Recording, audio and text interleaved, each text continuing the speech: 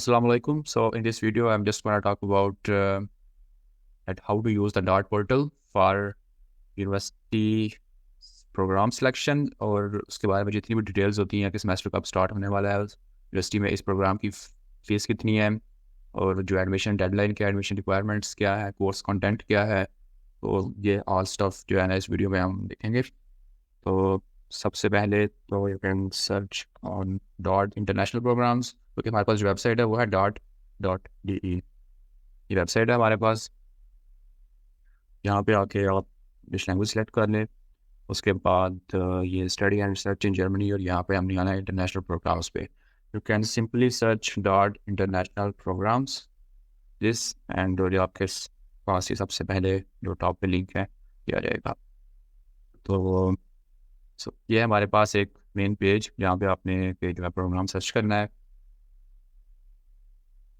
So for example हम जो है ना स्टार्ट करते हैं, लाइक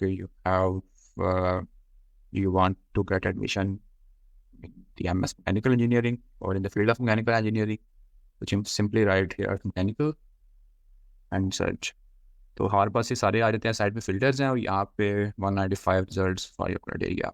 अब यहाँ पे अब जो भी मैकेनिकल इंजीनियरिंग की डिग्रीज हैं वो सारी की सारी यहाँ पे शो होंगी, BS MS PhD जो कुछ भी यहाँ पे इनके डेटाबेस में अवेलेबल है हमारे पास। अब तो हम यहाँ पे जो है ना इसके फिल्टर्स यूज़ करते हैं। कोर्स टाइप है हमारे पास bachelor, master, PhD, level sir for MS degree, और फील्ड ऑफ स्टडी है हमारे पास।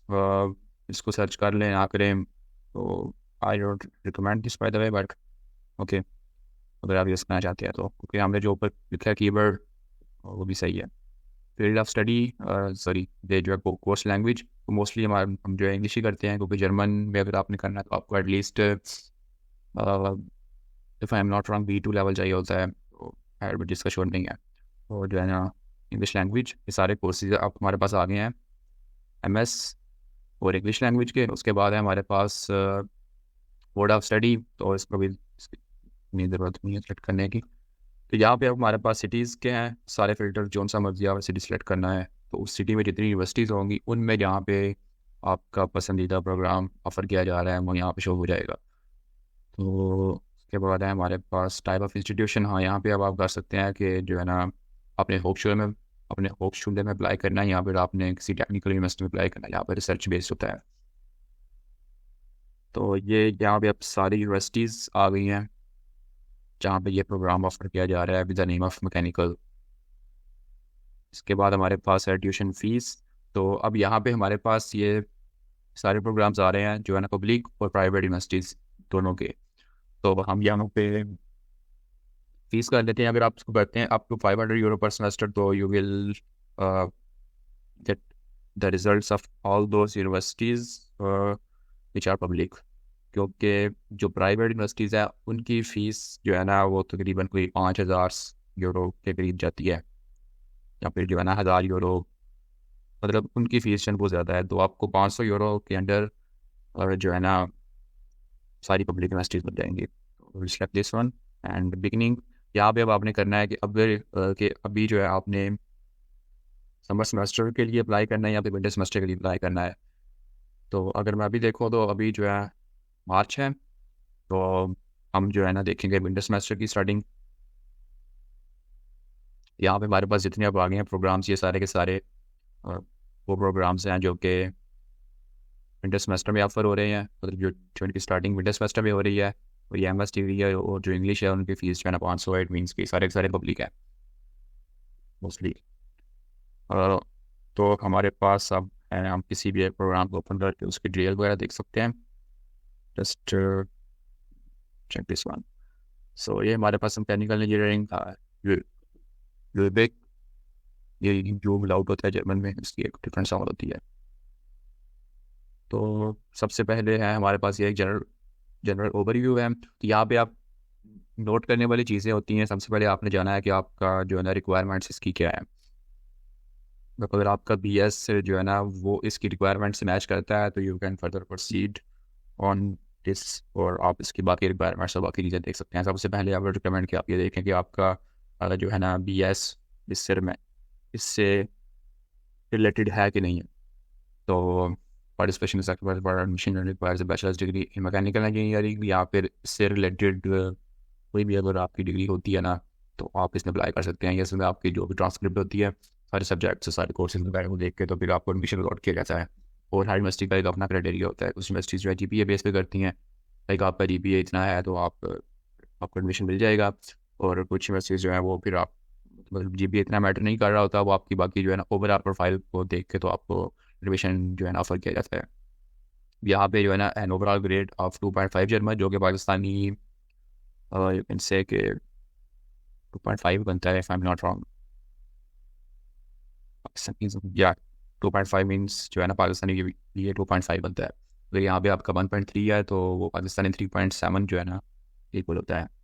आप जो भी आपका GPA है पाकिस्तानी, उसको आप 5 से माइनस करें तो जो वो बनता है फिर वो आपका जर्मन GPA के इक्विवेलेंट में जाता है, अप्रॉक्सीमेटली इतनी बनता है। अगर आपका 3.7 है तो आप उसको 5 में से माइनस करें तो यू विल गेट 1.3, जो कि आपका जर्मन GPA बन जाएगा।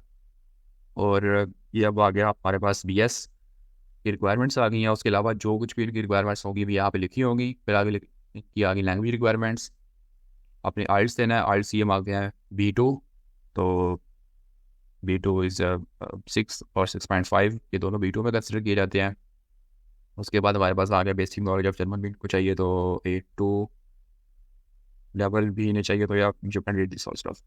एप्लीकेशन डेडलाइन है हमारे पास, तो यहाँ पे एप्लीकेशन डेडलाइन भी लिखी होगी हर यूनिवर्सिटी की अपनी, और लास्ट में लिखा होगा कि आपने जो है ना यहाँ पे इस प्रोग्राम में अप्लाई कैसे करना है। तो इसमें 2 तरीके हैं। एक तो है कि जो है ना यूनिवर्सिटी आप, बल्कि 2 नहीं बल्कि जो है इसमें 3 तरीके हैं।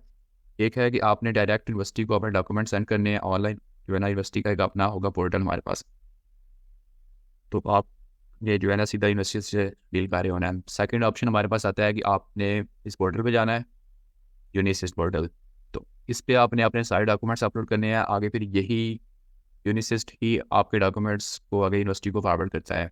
और जो थर्ड आता है उसमें ये दोनों पोर्टल्स इन्वॉल्व होते हैं। उसमें आपने यूनिवर्सिटी उसमें आपने जो है यूनिसिस्ट के थ्रू एक VPD लेना होता है, जो कि आपके पाकिस्तानी GPA को जर्मन GPA में कन्वर्ट करता है। वो आपको डॉक्यूमेंट देता है, फिर वो आपने VPD साथ जो है ना अटैच करके, तो जो भी आप यूनिवर्सिटी में अप्लाई कर रहे हैं अपने उसमें उसको ऐड कर देना डॉक्यूमेंट्स में। तो ये 3 तरीके हैं जो कि आपको यहाँ पे मिलेंगे अप्लाई करने के लिए।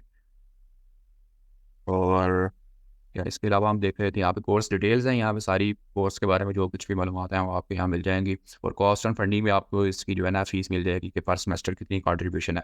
फीस नहीं बोलते इसे, कैसे कि जो आपकी कंट्रीब्यूशन आ जाती है जिसमें आपकी सेमेस्टर टिकट आ जाती है, ट्रांसपोर्ट के रिलेटेड सारी। सो बाकी ये कॉस्ट ऑफ लिविंग है हर सिटी के लिहाज से ये वेरी करती है। कुछ सिटीज़ में आपका 700 के अंदर भी गुजारा अच्छे तरीके से हो जाता है, और कुछ सिटीज़ में आपको 1000 यूरो पर मंथ जो है ना वो रिक्वायर होता है।